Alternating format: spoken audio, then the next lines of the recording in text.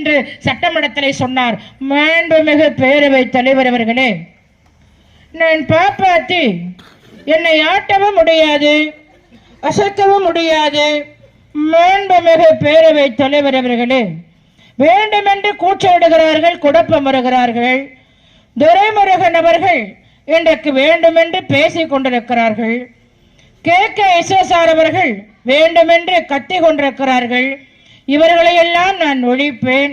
மாண்புமிகு பேரவைத் தலைவர் அவர்களே, என்னை சீண்டி பார்க்கிறார்கள். திராவிட முன்னேற்ற கழகத்தினுடைய அமைச்சர் அவர்கள் என்னை ஆட்டவும் முடியாது, அசைக்கவும் முடியாது. மாண்புமிகு பேரவைத் தலைவர் அவர்களே, இன்னைக்கு என்னாச்சு?